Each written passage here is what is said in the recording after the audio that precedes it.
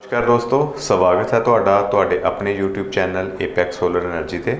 ਜਿਸ ਤਰ੍ਹਾਂ ਤੁਸੀਂ ਜਾਣਦੇ ਹੋ, ਇਸ ਚੈਨਲ ਤੇ ਅਸੀਂ ਸੋਲਰ ਸਿਸਟਮ ਨਾਲ ਜੁੜੇ ਅਲੱਗ-ਅਲੱਗ ਵਿਸ਼ਿਆਂ ਤੇ ਵਲੌਗ ਬਣਾਉਂਦੇ ਰਹਿੰਦੇ ਹਾਂ। ਅੱਜ ਦਾ ਜਿਹੜਾ ਸਾਡਾ ਵਲੌਗ ਦਾ ਵਿਸ਼ਾ ਹੈ ਉਹ ਹੈ ਕਿ ਸਾਨੂੰ ਕਿੰਨਾ ਸੋਲਰ ਲਗਵਾਉਣਾ ਚਾਹੀਦਾ ਹੈ। ਦੋਸਤੋ, ਸੁਣਨ ਦੇ ਵਿੱਚ ਇਹ ਵਿਸ਼ਾ ਬੜਾ ਸਿੰਪਲ ਲੱਗਦਾ ਹੈ ਕਿ ਅਸੀਂ ਕਿੰਨਾ ਵੀ ਸੋਲਰ ਲਗਵਾ ਸਕਦੇ ਹਾਂ, 3 ਕਿਲੋਵਾਟ, 5 ਕਿਲੋਵਾਟ, 8 ਕਿਲੋਵਾਟ, 10 ਕਿਲੋਵਾਟ। ਤਾਂ ਇਹਦੇ ਵਿੱਚ ਸਾਨੂੰ ਕੈਲਕੂਲੇਸ਼ਨ ਦੀ ਕੀ ਜ਼ਰੂਰਤ ਪੈਂਦੀ ਹੈ। पर ये एक गल देखने वाली है कि जे असी अपनी जरूरत तो घट या अपनी जरूरत तो वध सोलर लगवावांगे तो जो असी इन्वेस्टमेंट कर रहे हाँ वो सानू सही रिटर्न नहीं आएगी। जे असी छोटा सोलर लगवा लाँगे तो साडा बिल आउंदा रहेगा, जे असी वड्डा सोलर लगवा लाँगे तो साडी बिना गल तो इन्वेस्टमेंट हो जाती है, जिहदा कि कोई भी फायदा सानू नहीं मिलता गा। तो सानू प्रॉपर कैलकुलेशन नाल ही सबनों सोलर सिस्टम, खास करके ऑन ग्रिड सोलर सिस्टम है जिहड़ा लगवाउणा चाहीदा है। तो अज का असी विषय शुरू करते हैं कि सानू सोलर सिस्टम कितना लगवाना चाहिए है और वो किस तरह कैलकुलेट करना चाहिए है। तो दोस्तों, सोलर सिस्टम को कैलकुलेट करने लई मुख तौर पर ये पैरामीटर्स है जोड़े हो, जिस तरह consumption history, solar factor, PSPCL conditions ते अदर फैक्टर्स, ये मेन फैक्टर है जोड़े आपां नूं कंसीडर करने होंदे है सोलर सिस्टम की कैलकुलेशन ते। सब तो पहला आपां करते हैं गल कंजम्पशन हिस्टरी की। कंजम्पशन हिस्टरी की चीज़ होंदी है, ਜਦੋਂ ਅਸੀਂ ਇੱਕ ਸਾਲ ਜਦੋਂ ਅਸੀਂ ਸੋਲਰ ਲਗਵਾਉਣਾ ਹੁੰਦਾ ਹੈ ਤਾਂ ਤੁਹਾਡਾ ਜਿਹੜਾ ਬਿਜਲੀ ਦਾ ਲਾਸਟ ਬਿੱਲ ਹੁੰਦਾ ਹੈ ਉਹਦੇ ਲਾਸਟ ਤੇ ਆ ਕੇ, ਲਾਸਟ ਬਿੱਲ ਦਾ ਮਤਲਬ ਜਿਹੜਾ ਤੁਹਾਡਾ ਪਿਛਲਾ ਬਿੱਲ ਆਇਆ ਸੀਗਾ, ਰੀਸੈਂਟ ਬਿੱਲ ਸੀਗਾ, ਉਹਦੇ ਬਿਲਕੁਲ ਅਖੀਰ ਤੇ ਤੁਹਾਡੀ ਇੱਕ ਸਾਲ ਦੀ ਕੰਜ਼ੰਪਸ਼ਨ ਲਿਖੀ ਹੁੰਦੀ ਹੈ ਕਿ ਇੰਨੇ ਇੱਕ ਸਾਲ ਦੇ ਵਿੱਚ ਤੁਸੀਂ ਇੰਨੇ ਯੂਨਿਟ ਬਿਜਲੀ ਹੈ ਜਿਹੜੀ ਪੂਰੀ 6 ਬਿੱਲਾਂ ਦੇ ਵਿੱਚ ਇੰਨੀ ਬਿਜਲੀ ਤੁਸੀਂ ਵਰਤੋਂ ਕੀਤੀ ਹੈ। ਜਦੋਂ ਤੁਸੀਂ ਉਹਦਾ ਟੋਟਲ ਲਗਾਓਗੇ ਤਾਂ ਤੁਹਾਡੇ ਇੱਕ ਸਾਲ ਦੀ ਜਿਹੜੀ ਕੰਜ਼ੰਪਸ਼ਨ ਆ ਜਾਏਗੀ। ਤਾਂ ਉਹ ਸਾਡੇ ਸੋਲਰ ਸਿਸਟਮ ਨੂੰ ਕੈਲਕੂਲੇਟ ਕਰਨ ਲਈ ਸਾਡਾ ਬੇਸ ਹੋਏਗੀ ਕਿ ਸਾਡੀ ਖਪਤ ਕਿੰਨੀ ਹੈ ਪੂਰੇ ਸਾਲ ਦੀ। ਇਸ ਤੋਂ ਬਾਅਦ ਦਾ ਜਿਹੜਾ ਪੁਆਇੰਟ ਹੈ ਸੋਲਰ ਫੈਕਟਰ। ਸੋਲਰ ਫੈਕਟਰ ਦੋਸਤੋ ਕੀ ਚੀਜ਼ ਹੈ? ਕੁਦਰਤੀ ਤੌਰ ਤੇ ਜਦੋਂ ਸਾਡੇ ਕੋਲੇ ਸੋਲਰ ਸਿਸਟਮ ਇੰਸਟਾਲ ਹੋ ਜਾਂਦਾ ਹੈ, ਸਾਡਾ ਸੋਲਰ ਸਿਸਟਮ ਚੱਲ ਪੈਂਦਾ ਹੈ, ਤਾਂ ਸਾਡਾ ਬਿਜਲੀ ਦੀ ਖਪਤ ਪ੍ਰਤੀ ਜਿਹੜਾ ਨਜ਼ਰੀਆ ਹੈ ਉਹ ਚੇਂਜ ਹੋ ਜਾਂਦਾ ਹੈ। ਅਸੀਂ ਜ਼ਿਆਦਾ AC ਚਲਾਉਂਦੇ ਹਾਂ, ਅਸੀਂ ਜ਼ਿਆਦਾ ਗੀਜ਼ਰ ਦੀ ਵਰਤੋਂ ਕਰਦੇ ਹਾਂ, ਔਰ ਸਾਡੇ ਸਾਰੇ ਬਿਜਲੀ ਦੇ ਜਿਹੜੇ ਉਪਕਰਨ ਹੈ ਪਹਿਲਾਂ ਨਾਲੋਂ ਜ਼ਿਆਦਾ ਚੱਲਣੇ ਸ਼ੁਰੂ ਹੋ ਜਾਂਦੇ ਹੈ। ਉਸ ਨਾਲ ਹੁੰਦਾ ਕੀ ਹੈ, 10 ਤੋਂ ਲੈ ਕੇ 20% ਤੱਕ ਹੈ ਜਿਹੜੀ ਸਾਡੀ ਬਿਜਲੀ ਦੀ ਖਪਤ ਹੈ ਉਹ ਵੱਧ ਜਾਂਦੀ ਹੈ। ਅਤੇ ਜੇ ਅਸੀਂ ਇਹਨੂੰ ਸੋਲਰ ਕੈਲਕੂਲੇਸ਼ਨ ਦੇ ਵਿੱਚ ਨਾ ਲਈਏ ਤਾਂ ਹੁੰਦਾ ਕੀ ਹੈ, ਅਸੀਂ ਸੋਲਰ ਲਗਵਾ ਲੈਂਦੇ ਹਾਂ, ਸਾਡਾ ਬਿੱਲ ਫਿਰ ਵੀ ਆਉਂਦਾ ਰਹਿੰਦਾ ਕਿਉਂਕਿ ਅਸੀਂ ਬਿਜਲੀ ਦੀ ਖਪਤ ਵਧਾ ਲੈਂਦੇ ਹਾਂ। ਤਾਂ ਇਹਨੂੰ ਵੀ ਅਸੀਂ ਕੈਲਕੂਲੇਸ਼ਨ ਦੇ ਵਿੱਚ ਲੈਣਾ ਹੁੰਦਾ। ਇਸ ਤੋਂ ਅਗਲਾ ਜਿਹੜਾ ਸਾਡਾ ਟੌਪਿਕ ਡਿਸਕਸ ਕਰਨ ਵਾਲਾ ਹੈ ਕੈਲਕੂਲੇਸ਼ਨ ਦੇ ਵਿੱਚ, ਉਹ ਹੈ PSPCL ਕੰਡੀਸ਼ਨ। PSPCL ਕੰਡੀਸ਼ਨ ਕੀ ਹੁੰਦੀ ਹੈ ਕਿ ਬਿਜਲੀ ਬੋਰਡ ਦੀ ਇੱਕ ਕੰਡੀਸ਼ਨ ਹੈ ਕਿ ਜਿੰਨੀ ਬਿਜਲੀ ਦੀ ਤੁਸੀਂ ਖਪਤ ਕਰੋਗੇ ਉਹ ਸਾਰੀ ਦੀ ਸਾਰੀ ਤੁਸੀਂ ਸੋਲਰ ਤੋਂ ਨਹੀਂ ਲੈ ਸਕਦੇ। ਘੱਟੋ ਘੱਟ 10% ਦੇ ਚਾਰਜ ਬਿਜਲੀ ਬੋਰਡ ਨੇ ਸਾਡੇ ਤੋਂ ਲੈਣੇ ਹੈ। ਸਪੋਜ਼ ਕਰੋ ਅਸੀਂ 5000 ਯੂਨਿਟ ਦੀ ਖਪਤ ਕੀਤੀ ਤਾਂ 5 ਦਾ 5000 ਅਸੀਂ ਸੋਲਰ ਤੋਂ ਨਹੀਂ ਵਰਤ ਸਕਦੇ। ਉਹਨਾਂ ਨੇ 500 ਯੂਨਿਟ ਦੇ ਸਾਡੇ ਤੋਂ ਚਾਰਜ ਫਿਰ ਵੀ ਕਰਨਾ ਹੈ ਜੇ ਅਸੀਂ ਸੋਲਰ ਤੋਂ ਹੀ ਆਪਣਾ ਸਾਰਾ ਕੰਮ ਚਲਾ ਲਈਏ ਫਿਰ ਵੀ।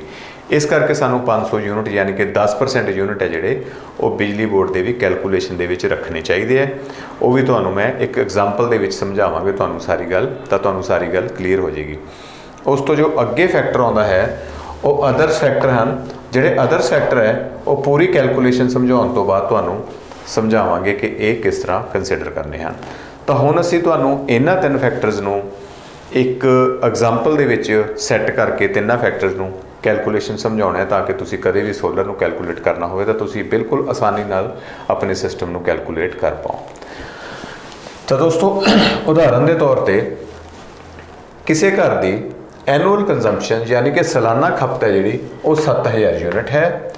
ਉਸ 'ਤੇ ਜਦੋਂ ਅਸੀਂ ਸੋਲਰ ਫੈਕਟਰ ਲਗਾਵਾਂਗੇ, ਜੋ ਕਿ ਤੁਹਾਨੂੰ ਦੱਸਿਆ ਸੀ ਸੋਲਰ ਫੈਕਟਰ 10 ਤੋਂ ਲੈ ਕੇ 20% ਹੁੰਦਾ ਹੈ, ਆਪਾਂ 20% ਹੀ ਕੈਲਕੂਲੇਟ ਕਰਾਂਗੇ ਤਾਂ 7000 ਯੂਨਿਟ ਦੇ ਵਿੱਚ ਆਪਾਂ 1400 ਯੂਨਿਟ ਹੈ ਜਿਹੜੇ ਹੋਰ ਐਡ ਕਰਾਂਗੇ ਤਾਂ ਸਾਨੂੰ 8400 ਯੂਨਿਟ ਦੀ ਲੋੜ ਪਏਗੀ ਸੋਲਰ ਲੱਗਣ ਤੋਂ ਬਾਅਦ, ਜਿਹੜੀ ਕਿ ਪਹਿਲਾਂ 7000 ਸੀ।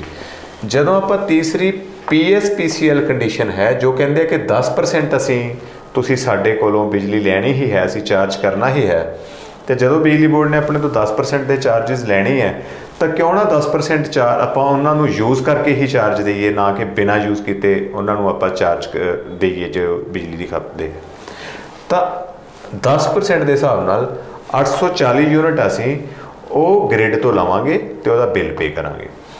फिर साडी नैट रिक्वायरमेंट कितनी रहेगी यूनिट्स की 8400 यूनिट साडे टोटल हो गए सी। 840 यूनिट असी ग्रिड तो लवांगे तो 7560 यूनिट्स की सानू टोटल सोलर सानू टोटल यूनिट्स की जरूरत है जो असी सोलर तो प्रोड्यूस करने हैं।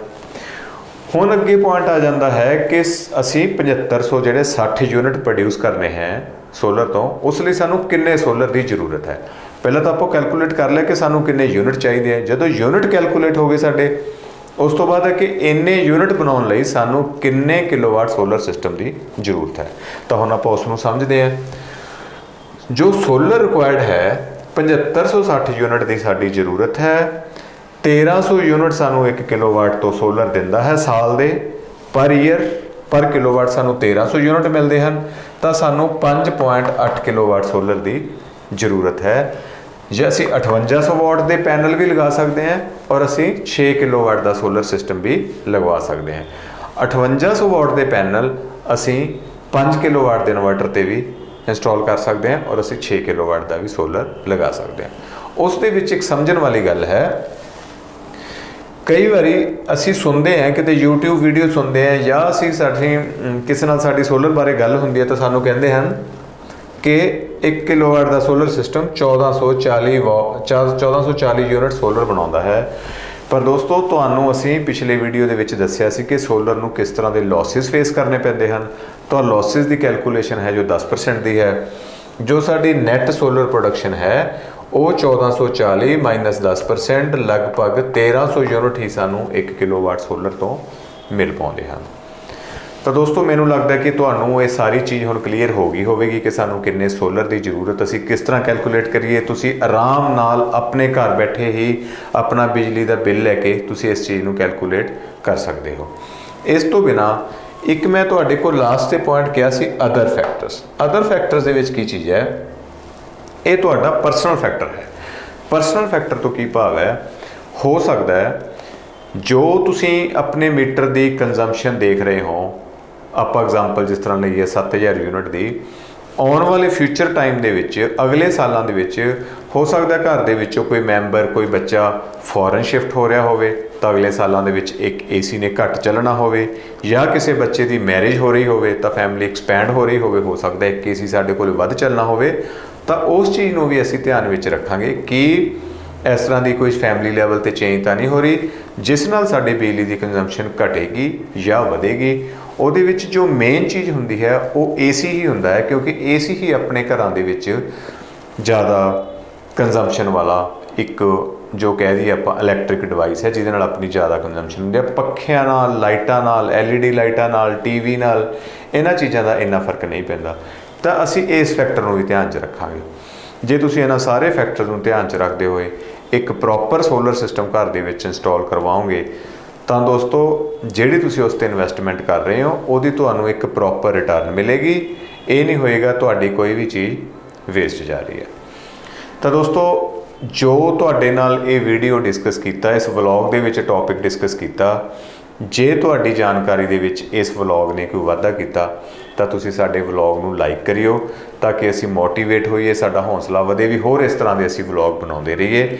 जे तुसीं होर भी किसी दी जानकारी दे विच वाधा करना चाहुंदे हैं तो इस व्लॉग नूं जरूर वध तो वध शेयर करियो। और जे तुसीं चाहुंदे कि सानूं होर इस तरह के व्लॉग्स देखने लई मिलन जो कि सोलर इंडस्ट्री दे विच, जे तुसीं सोलर इंडस्ट्री काम कर रहे हो या तुहाडे कोल सोलर सिस्टम लग्या होया है या लगवाउणा चाहुंदे हो या तुसीं इंटरस्टड रहंदे हो सोलर के टॉपिक दे विच तो तुहानूं होर वीडियो मिलदे रहन। इस करके प्लीज़ तुसीं साडे चैनल नूं सबसक्राइब भी जरूर करियो। मिलदे हैं अगले वीडियो दे विच किसी नवे विषय दे नाल। Thank you so much.